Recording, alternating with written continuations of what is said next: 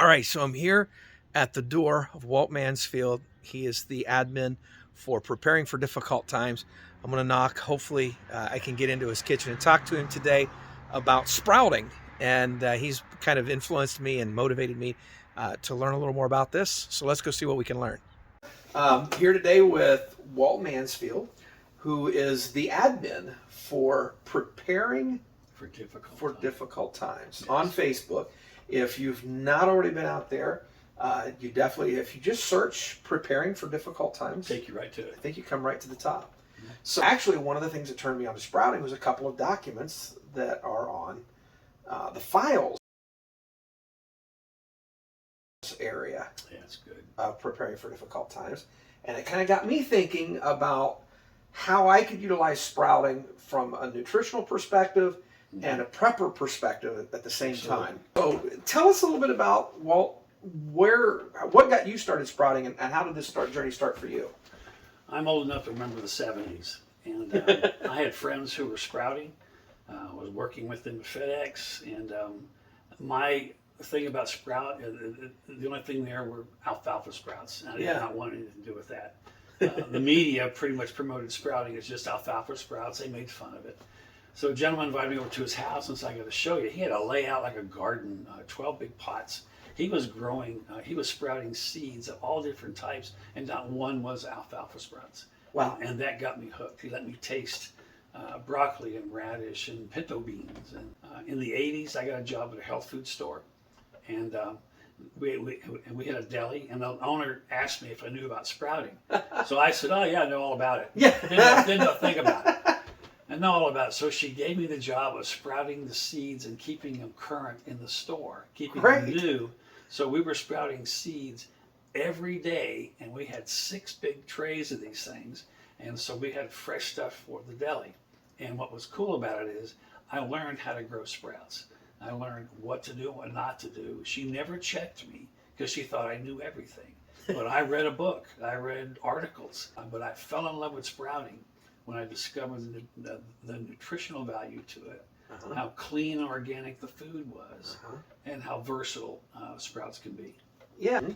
But there's a salad mix that you can get. You can mix your own seeds and make your own sprouting system, but alfalfa is thrown in there. Yeah. You can't dismiss the nutritional value of alfalfa. So I tasted your mix a while ago, and you have the alfalfa mixed with, what was it? Radish. With that way, yeah. And so then when you start mixing it, that brings even more diversity to the whole picture. Yeah, I think one of the things about sprouting people need to know, the closer you get to the seed, the better nutritional value you're going to have. Right. And like you said, once it flowers, once it produces fruit, you're taking away from the original source. It doesn't destroy it. God didn't give us food that gets destroyed in the process. Literally, when you start sprouting, you can see those seeds come to life with nutritional value as they sprout. When you get closer to the seed, the better, the more packed the nutritional value is. Right. So it's a unique system, and when you sprout them, you literally release a lot of that into the system. Yeah. And you get it before it gets too far. And if you eat them raw, it's. And I think that one of the things that to me was attractive about sprouting is the nutritional diversity. There are nutrients we get from the seeds, the beans, everything that we're sprouting that we otherwise can't tap into. We lose it once we go to fruit. We lose it when we cook it. And so there are some nutritional diversities that come from eating sprouts. And from a prepper perspective, to me, what really interested me was, obviously I'm going to store some lentils. I'm going to store some radish seed. I'm going to store, and over time those seeds lose their efficacy or their viability to plant them and grow them. And I mentioned to you when I came in that I had lentil seeds that were more than 4 years past their best by date, and I was curious as to whether or not they would sprout, whether they would germinate. And I think I got at least 90% germination. I ate those. They were delicious. Yeah, the picture looked great. Boom. I'm like, I'm ready for this. And plant enzymes bring the nutrients in the seeds to life. So where are your seeds that you're sprouting coming from? You want the store name because Sure, that's fine. Give them a free promo. It's the Homestead Store in New Hampshire, Ohio. Okay. They get their seeds from the same place, but everybody else does. It's a one-stop shopping place for sprouting seeds. Mm-hmm. They specifically market sprouting seeds as are for sprouting. So if you're new to it, very comfortable, get a package that says sprouting seeds. The instructions are on it. Anybody can do this. What would you say? What would you say we do need to start sprouting? Basically, you need a container. We need seeds. You need a container and a way to strain the water from the seeds, because you're going to rinse and you're going to drain and you're going to repeat that process. So something vial for straining. Back in the 70s, I think you knew about this as well. We used parts of a hosiery, nylon hose, and over a jar fastened with a rubber band, seeds inside, and we would water it and dump it out. So you could literally use cheesecloth. Cheesecloth is an excellent. It's a little bit thick once the seeds begin to sprout. Right. But it holds water more. But it's fine. Right.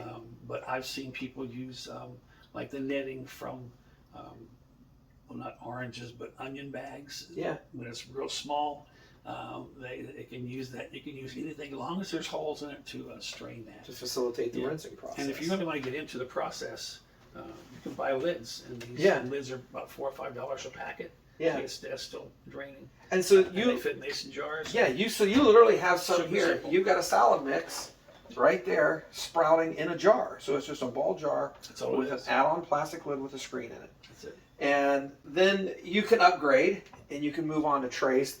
They're a little more expensive, but they're still not terribly expensive. And trays are easy because they grow where you can see them the whole time. They're easy to drain. You can see there's no water in this one. And watch your seeds grow. And do this for any amount of seeds. What I did notice, though, if you're into rapid growth, jars are the way to go. Because look at the difference. Same seeds, same time, and this is just massive. So you get a more rapid growth when you work with the jars. I think it's kind of a greenhouse effect. Yeah, I think. In here. So what am I looking at here in this tray? That is labeled a protein mix. Those are chickpeas, lentils, and aduki beans. Aduki beans. Right. And how long have these been growing? Those have been going for 3 days. You can take. They're supposed to be ready now. Some of those are. I would take these out 5 or 6 days. So it's really a preference. Yeah, it is. I take them out 5 or 6 days, so the sprouts on those are as much as the lentils are. The lentils sprout in a day and a half. Right. I found the lentils were very quick. Yeah. I ate them at this stage. I also let them grow considerably longer, and then I even grew mine into microgreens. So, to start this process, so the seeds go into the tray. Yeah, the easiest way to do it is get a jar like this, put a tablespoon or 2 of seeds in there, fill it with water, soak it overnight, or up to 5 hours if you want to. So just 1 or 2 tablespoons of seeds. That's it. And then let it soak overnight. And then the next day, drain all the water out, and that's your process, where you rinse, drain, and repeat. How often do you rinse after that? Some call for 2 to 3 times a day. These are just twice a day. What I found is the hardier the seed you start with, like a bean, think of those as large seeds. They're going to take more soaking time, and you can rinse those 2 or 3 times a day without any problem. Interesting. So what if I miss a rinse? It's not going to matter. So if I go a day and I failed to rinse, well, you may have some loss if you go that far. Yeah. But when it's recommended 2 or 3 times a day, try to at least do it twice a day. Okay. And because most folks work. You get up in the morning, you rinse your seeds, come back at 5 or 6 o'clock at night, it's time to rinse your seeds. Yeah. Because it's been almost 10, 12 hours. Awesome. And so we've talked about some of what you're sprouting. What can we sprout?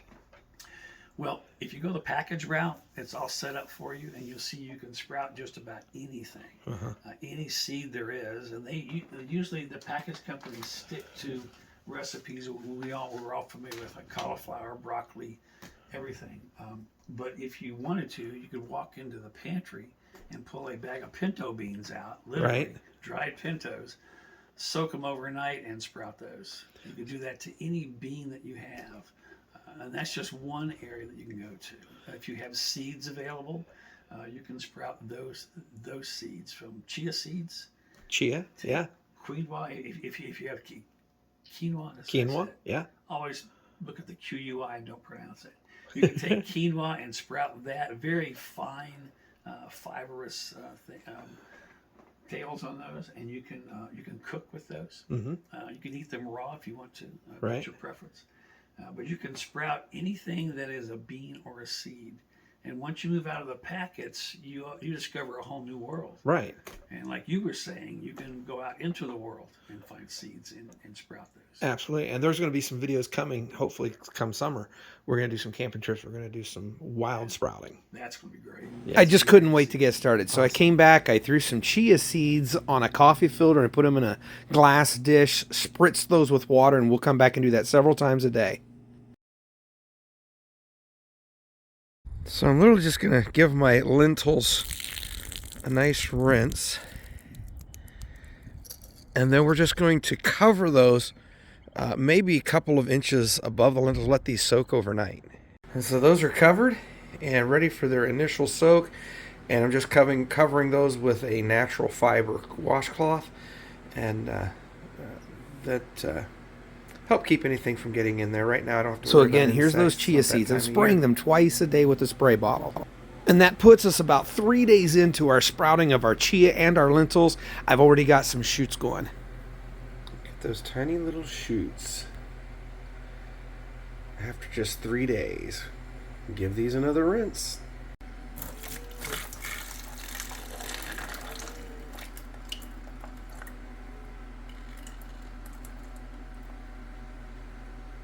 Do that a couple times a day. And these sprouts are perfect.